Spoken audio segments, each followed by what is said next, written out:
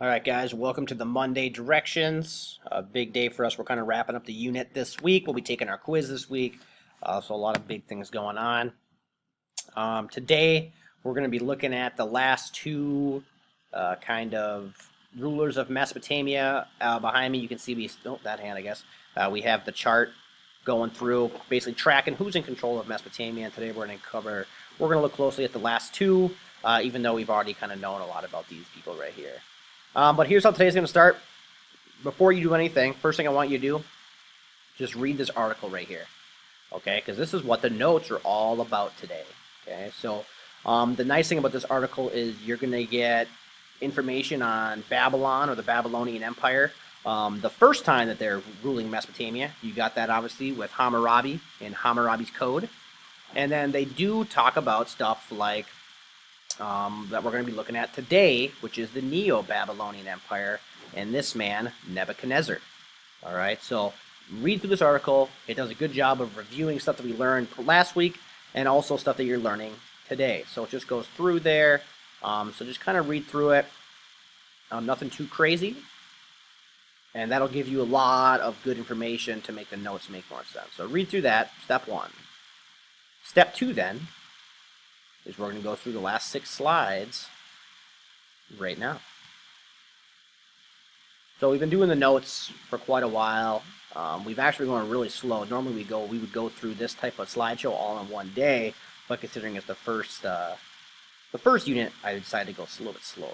So on Friday we got done talking about the Assyrian Empire with Sennacherib. He built a city called Nineveh. Nineveh has like 3 crazy things that no other city has: aqueducts, zoos, and libraries. We talked about Ashurbanipal.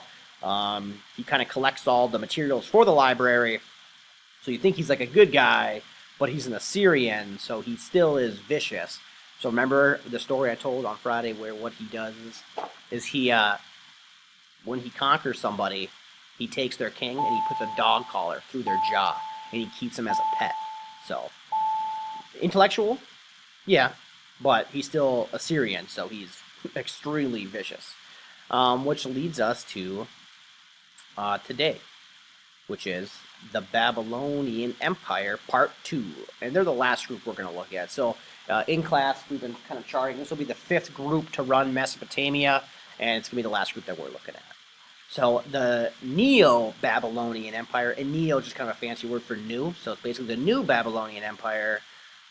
They got some big things that popped up.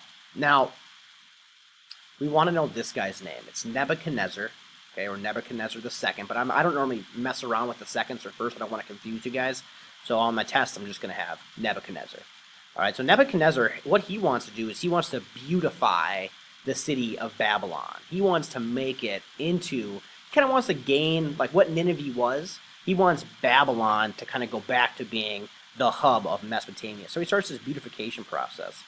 And one of the things he builds that you're going to have to know on the test, so let's make sure we're jotting this one down in our notes at home, it's Ishtar's Gate. Okay, so he builds Ishtar's Gate, and you can see it's just this blue kind of marble. Right here you can see a good picture. It's the exit and the entrance to the city. And it's got awesome artwork on it. It has a lot of lions. Ishtar's a god, by the way, so it makes sense that this would be Ishtar's Gate. Still around today, obviously. This picture right here is it's modern, okay?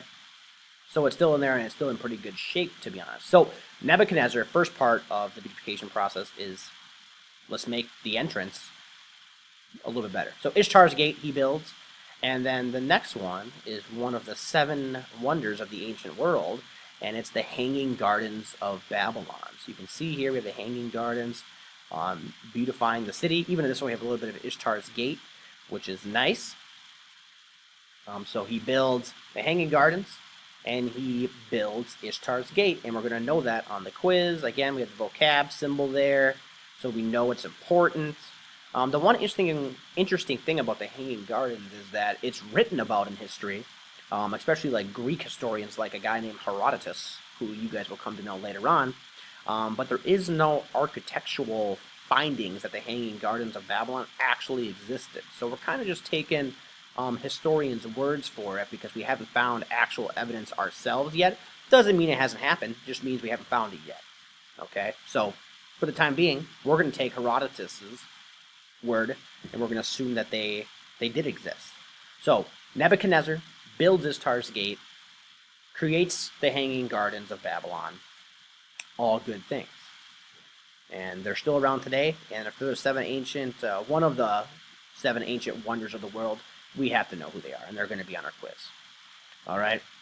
Like I said before, we're not gonna talk too much about the Diaspora right now. We're gonna kind of save that for when we do Egypt, because it's gonna be kind of the same thing, sort of. So we'll keep that, nothing too crazy, and then obviously just jot down the innovations, because these are things that we need to know.